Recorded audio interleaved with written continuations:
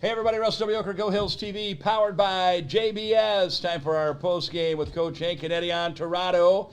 Your Warriors win it 108-99 over number one ranked and what will be formerly number one ranked come next week at Northwest Florida, we believe, as we put this big crowd at ease late in the game, right? It was breeze, right? No problems. Well, it was a great crowd. It was a great atmosphere. The Warriors led by one at the half and then pull away in the second half. We held off their late surge. Coach Hank, along with Eddie on Torado. Coach, opening comments. Pretty exciting night here at the Hellier Center. Opening comments. I'm most excited that we got, finally, after a year and a half, we got Eddie on Torado on Go Hills TV. That's it took a big win and a fresh cut, but finally he's admitted that he speaks English and can go on here. So, no, outstanding crowd. Obviously, outstanding game. They're a very good team. And obviously they competed for 40 minutes. They made, I don't know, and we did the same. But of their 99 points, 50 of them I thought we played pretty good defense on, and they just had talented players that made shots.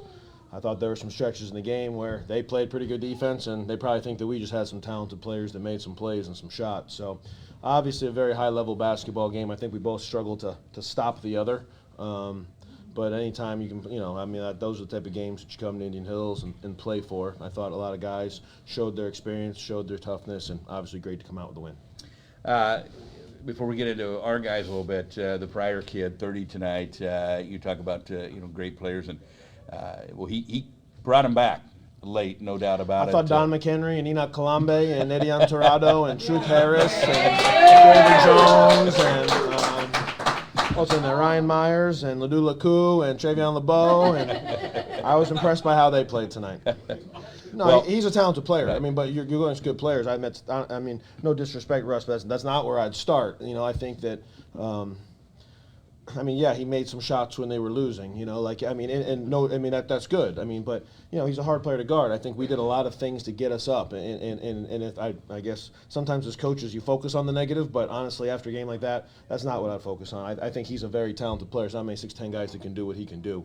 But honestly, I thought we have some guys that did some stuff that not a lot of people can do as well. And I thought we did a good job on that. And I'm very, very happy with the win. Well, let's start with the three guys that were a part of this last year. One of them sitting next to me. Obviously, it's not a revenge game, I doubt, but it's got to mean a little something more maybe to these guys. And each one of those guys had pretty big nights in their own way. And Eddie and Enoch and Leroy got quite a few minutes tonight as well. So let's start with those three guys on our side. Yeah, Eddie can share his thoughts, but I don't know. We played them last year.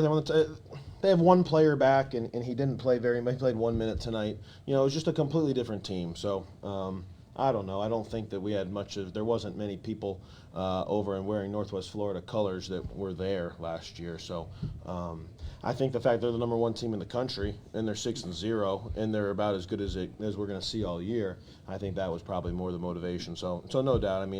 I think when we scheduled the game, that storyline's a good storyline, but kind of leading up to it, I think the fact that they're the number one team in the country, we've gotten off to a great start and are ranked second.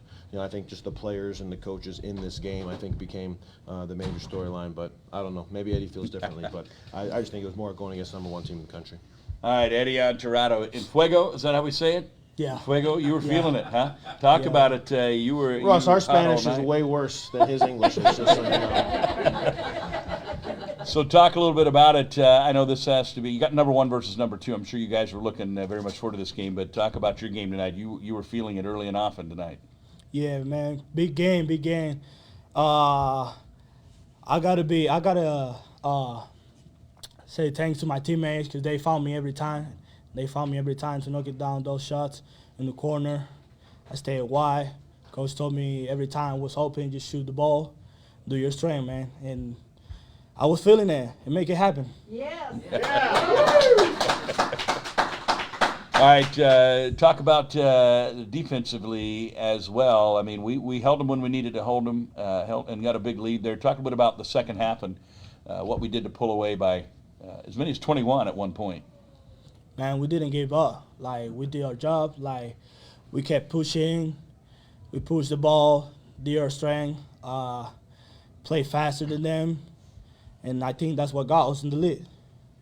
I thought Eddie started the half. He got all the way to the corner maybe 3 times in a row. He made a 3 and then a little lift fake, right? Yeah. And a little pull up. You know, we thought we could use the whole floor and use our quickness. And, Yeah. and I thought we wanted to make sure we went from getting the defensive rebound at the rim all the way till either the rim or the corners.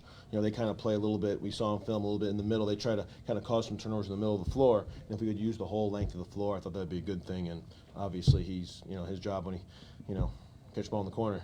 He brought it on the ball. That's supposed to be a bucket. He brought it on the ball. He said, play end to end. And that's what we did.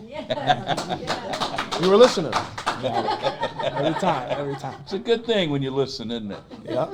Don McHenry, 25 points. Boy, you know, this guy is quickly making a name for himself around here. Had the buzzer beater, and now he's got 25 in this game. He's a talent. talented. When the ball's in Don's hand, he just has I don't know, he has some shift and some wiggle. I mean, he head jukes, and I mean, he's so unique with the ball. And I think everybody wants to know he wants to get to his left hand, you know, but he shoots it well enough that you have to respect every time it looks like he's going to pull up.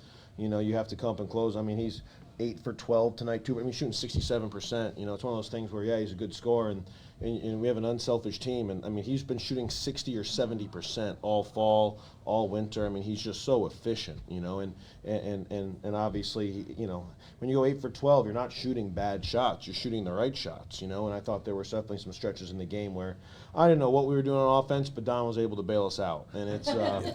That's what we recruited him for. You know, he's a guy that can put the ball in the bucket, and obviously he shoots the right ones. He has, you know, he has a toughness and a resiliency and a confidence to him.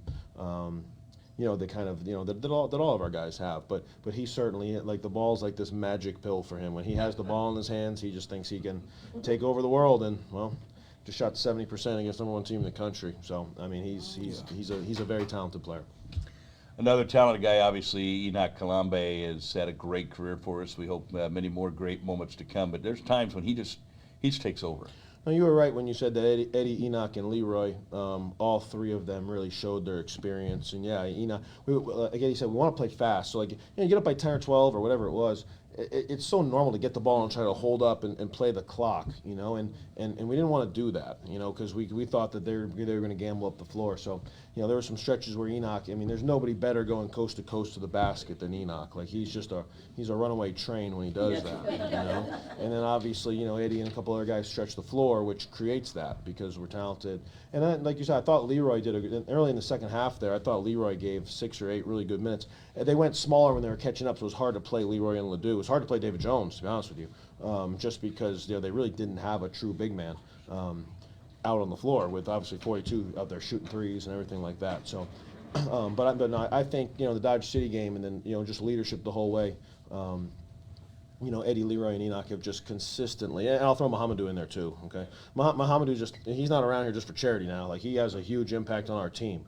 So I'd just say the 4 of those guys, I mean, there's no ulterior motive. Like, they want to win. They, you know, if they're on the floor, cool. If they're not on the floor, cool. You know, like, I mean, this is their school, and you get a game to play like that. I think they take a lot of pride in having the best season that we can have, you know, and you know, obviously, I'm going to give a quick shot. I see one of my favorites in the back. You know, Devontae Lane's in the room, and he's another example of that. Like, you know, when you have guys that come here straight out of high school and this is their school, they take so much pride. You know, in this world where there's so many transfers, you know, the 2-year guys, the guys that come here first, like, man, like, they just build that culture and they want to win, and the team goals, they truly, you know, everybody says they believe that team success will help them individually, but man, the guys that are just bought into it, that have been here for 2 years, man, they believe it at a whole nother level. So obviously Eddie, Leroy, Enoch, and Mohamedou all do a great job at that. We've talked a lot about the depth of this team. It's got to be as good as anybody, probably better than anybody in the country, and it seems like every night somebody else steps up. I thought Travion LeBeau was huge at times today, maybe his best game yet. He had a huge putback, I remember. I think Enoch drove it or something. He had a huge putback. I mean, and Kyron Oliver too. Yeah. I mean, Kai Oliver made a couple plays in the first tip. I remember 2 tip dunks for him. I know Trevi had a couple putbacks. Honestly, we just want Trevi. I think Eddie feels the same way. We just want Trevi to be more confident. Like, I mean, and honestly, I don't want to say it confident, more aggressive. He is very confident. But like, we don't want him to act like a freshman. Like, go, hey man, go do you, you know. And I thought, you know, obviously Trevi and Kai are two players that, I don't know. They're big guards. They can play some small four. They can play, you know, they can handle the ball like a one. You know, and they both did a really good job. So no, a complete, you know, well-rounded team effort as we've kind of had all year. And I agree, our depth will ultimately, I think, be our biggest strength. Talk about any conversation with you and Coach after the game. Was this obviously you guys have a lot of respect for each other? What was the conversation like with you guys? Clearly, two very good basketball teams. Yeah, no, I think it's spirited competition. I don't know, like even before we got on the air, Russ, you know, when it's man, you know, did somebody say something? Well, I mean, I'm trying to win too. Like Eddie's trying to win too. Like I mean, I know we all see things from our perspective. Trust me and Coach DeMeo are the ultimates. We always, I think they committed 500 fouls and we committed 0. Like, and I think he feels the same way. You know, but no, I mean, he prepared his team. I think they respect us. I think we respect them. And I was about as competitive and intense of a mid-November game as possible. So no, I wouldn't. You know, I've known him for 20 years. He's doing everything in his power to help his kids win tonight. And I was doing the exact same. So, no, I think that obviously we made some runs there where I think we got the better of them, and they showed some competitive spirit and fought back. So, I think we just touched on that a little bit. But, you know, I think we both know why our teams could be very successful, and we both know some things that we have to work on to ultimately get to where we want to get to. All right, so you get one day off, and then you're going to play some more basketball. Talk about the challenges of that now, bouncing back for the weekend, coming off of beating the number 1 team in the country. And what are some of the challenges now to get ready to go for Friday and Saturday night? I don't know, man. I think I'm just looking forward to it. I don't know. You ready to go? You ready to go already, Eddie? I think our depth is a strength. I mean, that was a competitive game, but we're practicing at such a speed and intensity that, I don't see a bunch of guys that are sluggish walking around the locker room. You know, I think that we're in really good shape. I think we have a lot of different guys that can be ready to go and step up. And you know, so we'll have a good little practice tomorrow, probably late afternoon.